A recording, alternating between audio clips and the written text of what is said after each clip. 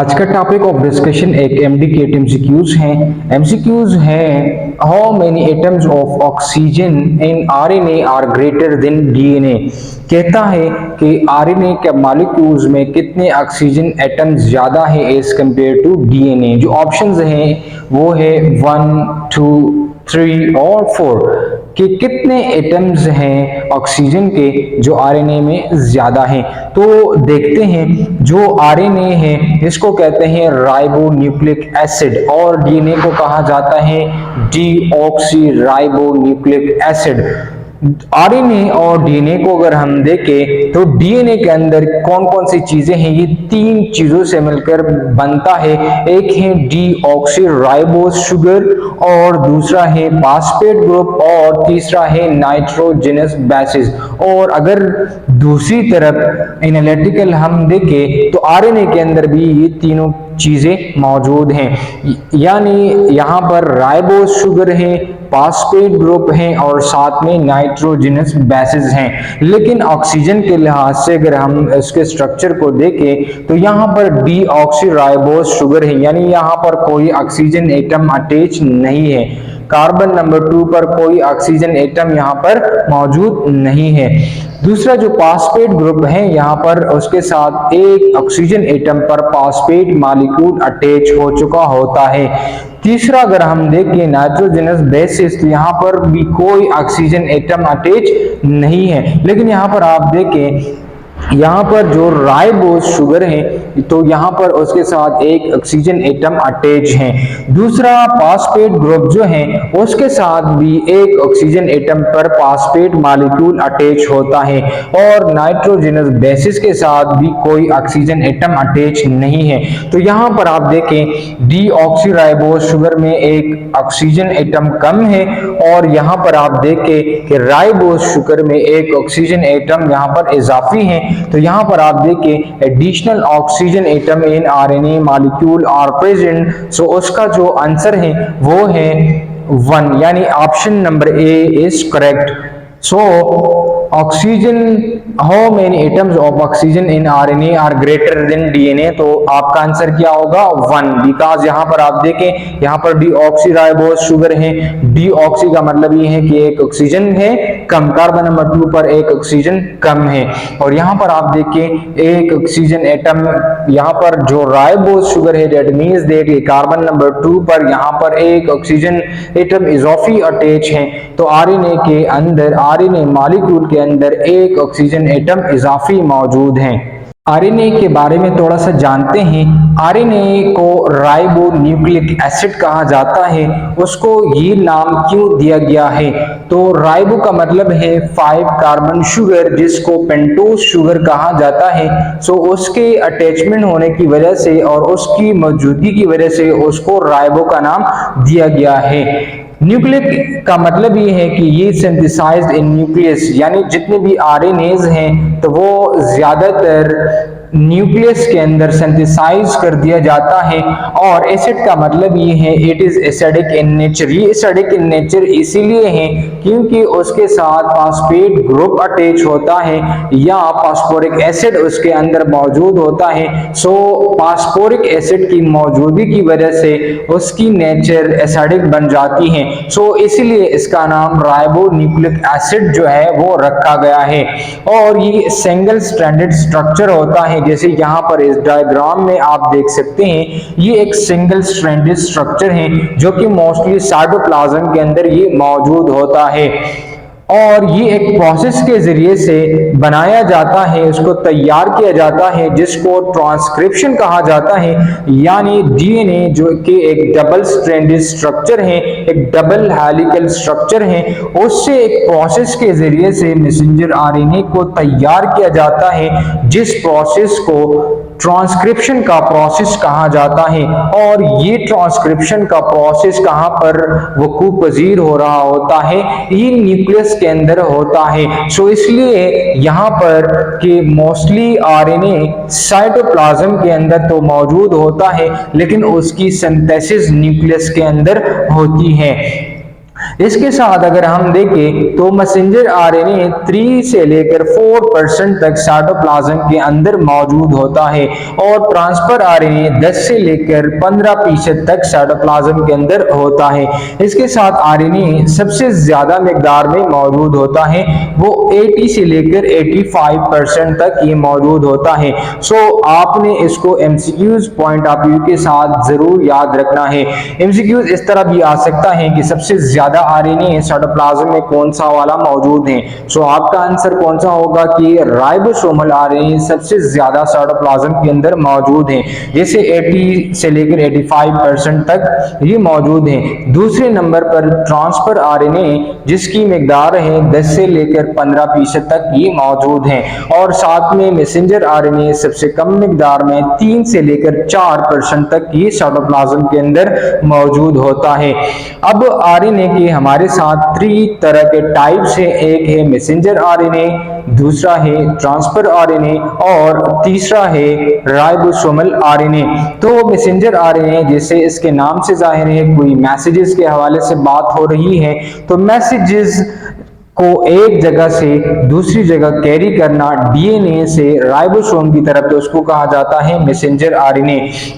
It carry messages from DNA to RNA is called messenger RNA। इसका काम है पैगामात और मैसेजेस को डीएनए से राइबोसोमल आरएनए की तरफ लेकर जाना ताकि वहां पर डिकोड हो और प्रोटीन को सिंथेसाइज करने में एक रफ्तार वो वकूफ पजीर हो।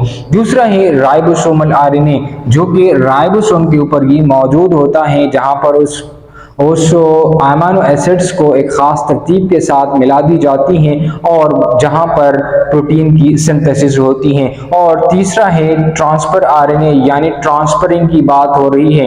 ट्रांसफर का मतलब है चीज़ों को एक जगह से दूसरी जगह लेकर जाना, यानी ये वो खास स्ट्रक्चर है, खास आरएनए की अक़साम है, खास आरएनए की एक किस्म है जो कि जिसका काम है ट्रांसपोर्टेशन। तो प्रोटीन की जो इकाई है उसको अमीनो एसिड्स कहा जाता है। सो ये अमीनो एसिड्स एक खास तरह के हामिल होते हैं जिसका काम होता है ट्रांसपोर्टेशन करना, यानी अमीनो एसिड्स को राइबोसोम्स की तरफ लेकर जाना जहां पर उससे प्रोटीन की सिंथेसिस होगी। यहाँ पर आप देखें ये मैसेंजर आरएनए है, तो इस डायग्राम में आप देख सकते हैं, और ये है राइबोसोमल आरएनए जो 2 यूनिट से मिलकर बने होते हैं, एक को लार्जर यूनिट कहा जाता है और दूसरे को स्मॉलर यूनिट कहा जाता है। और ये है ट्रांसफर आरएनए जिसका काम है ट्रांसपोर्टेशन कराना। सो आई होप आपको आरएनए की समझ आ चुकी होगी। अब चलते हैं डीएनए की तरफ। डीएनए को डीऑक्सी राइबो न्यूक्लिक एसिड कहा जाता है। डीऑक्सी का मतलब ये है कि राइबोज शुगर से कार्बन नंबर 2 से ऑक्सीजन एटम को निकाल दिया गया है, तो उसका नाम है डीऑक्सी राइबोज शुगर, यानी उसके अंदर एक ऑक्सीजन एटम क्या है, कम है। और राइबो न्यूक्लिक का मतलब ये है कि it is synthesized in nucleus, या ये न्यूक्लियस के अंदर मौजूद होता है जिसके पास हेरिडिटरी मटेरियल मौजूद होता है जो कि कैरेक्टर को ट्रांसफर करता है पेरेंट से ऑफस्प्रिंग की तरफ। और एसिड इसलिए उसको कहा जाता है क्योंकि ये एसिडिक इन नेचर होता है, यानी उसके साथ फास्फोरिक एसिड अटैच होता है या फास्फेट ग्रुप अटैच होता है। सो इन बातों की बुनियाद पर उसका नाम है डीऑक्सी राइबो न्यूक्लिक एसिड, और ये रिस्पॉन्सिबल होता है transferring of character from parents to offspring. और ये डबल हेलिक्स स्ट्रक्चर होता है, जैसे यहाँ पर आप देख सकते हैं ये एक हेलिकल स्ट्रक्चर है और ये दूसरा हेलिकल स्ट्रक्चर है, और इसके अंदर 4 बेसेस होते हैं जैसे एडेनिन, थाइमिन, साइटोसिन और ग्वानिन।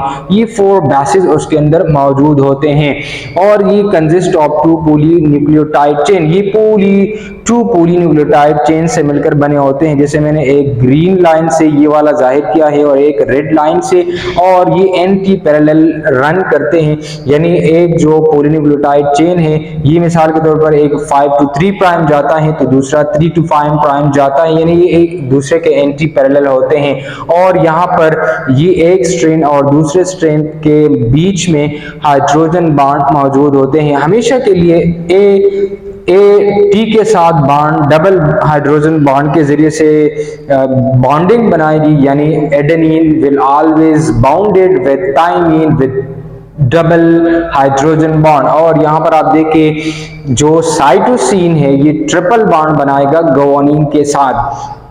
यहाँ पर आप देख सकते हैं ये हेलिक्स ऑफ शुगर फास्फेट, यानी यहाँ पर ये जो लाइन आपको नजर आ रही है, मिसाल के तौर पर अगर यहाँ पर एडेनिन है तो इस तरफ यहाँ पर गुआनिन होगा और इन दोनों के दरमियान डबल बॉन्ड मौजूद होगा। अगर इस तरफ साइटोसिन है तो इस तरफ गुआनिन होगा और इन दोनों के दरमियान ट्रिपल हाइड्रोजन बॉन्ड मौजूद होगा। आप तो जानते हैं कि हाइड्रोजन बॉन्ड एक वीक बॉन्ड होती है, लेकिन जो डीएनए का स्ट्रक्चर है उसके अंदर बहुत ज्यादा हाइड्रोजन बॉन्डिंग होती है। सो इसलिए दोनों पॉलीन्यूक्लियोटाइड चेन्स को और पॉलीन्यूक्लियोटाइड स्ट्रेन्स को एक दूसरे के साथ मजबूती के साथ थामे रखे हुए होते हैं हाइड्रोजन बॉन्ड ने, क्योंकि हाइड्रोजन बॉन्ड बहुत ज्यादा तादाद में डीएनए के स्ट्रक्चर के अंदर मौजूद होता है। डियर स्टूडेंट्स, बात हो रही थी कि आरएनए के अंदर एक ऑक्सीजन एटम ज्यादा है और डीएनए के अंदर एक ऑक्सीजन एटम कम है। तो एमसीक्यूज के पॉइंट ऑफ व्यू से ये बात आपने जरूर याद रखना है, यानी आरएनए के अंदर राइबोज शुगर मौजूद है और डीएनए के अंदर डीऑक्सी राइबोज शुगर वो मौजूद हैं। जैसे यहाँ पर आप इस डायग्राम के अंदर देख सकते हैं, ये है कार्बन नंबर 1, 2, कार्बन 3, कार्बन 4 और कार्बन 5। इसी तरह इस डायग्राम के अंदर भी ये है carbon number 1, 2, 3, 4 and 5। Is it clear? यहां तक आपको समझ आ चुका होगा। लेकिन यहां पर आप देखें कार्बन नंबर 1 के साथ यहां पर हाइड्रोजन एटम अटैच है, तो यहां पर भी हाइड्रोजन एटम है। यहां पर कार्बन नंबर 2 के अंदर वाली साइड पर हाइड्रोजन एटम है और OH ग्रुप अटैच है। लेकिन यहां पर आप देखें कि यहां पर आपको कोई ऑक्सीजन एटम नजर नहीं आएगा, यानी no oxygen atom attach here in the structure of DNA. So इसको कहा जाता है डीऑक्सी राइबोज शुगर, यानी राइबोज शुगर से कार्बन नंबर 2 से एक ऑक्सीजन एटम को निकाला जाए तो इसको कहा जाएगा डीऑक्सी राइबोज शुगर। और इस डीऑक्सी राइबोज शुगर की बुनियाद पर डीएनए को डीऑक्सी राइबो न्यूक्लिक एसिड का नाम दिया गया है। यहां पर आप देखिए बाकी जो स्ट्रक्चर है वो इस शुगर का और इस शुगर का सेम ही है, लेकिन यहाँ पर एक ऑक्सीजन एटम, ये वाला एक ऑक्सीजन एटम ज्यादा है और यहाँ पर कोई ऑक्सीजन एटम अटैच नहीं है। सो कंक्लूजन में हम ये बात कर सकते हैं कि आरएनए स्ट्रक्चर के अंदर, आरएनए मॉलिक्यूल के अंदर एक ऑक्सीजन एटम ज्यादा है as compare to deoxy ribo nucleic acid. So I hope आपको आज के इस लेक्चर की समझ आ चुकी होगी। कोई सवाल, कोई कंफ्यूजन हो तो आप कमेंट बॉक्स में पूछ सकते हैं। आपसे गुजारिश है कि हमारी इस चैनल को सब्सक्राइब करें, इसको ज्यादा से ज्यादा शेयर करें ताकि ज्यादा से ज्यादा तलबा इससे मुस्तफीद हो। कोई सवाल, कोई कंफ्यूजन हो तो आप कमेंट बॉक्स में भी पूछ सकते हैं। इसके अलावा कोई वीडियो आपको अच्छी लगे तो हमें जरूर आगाह कीजिए कमेंट बॉक्स में।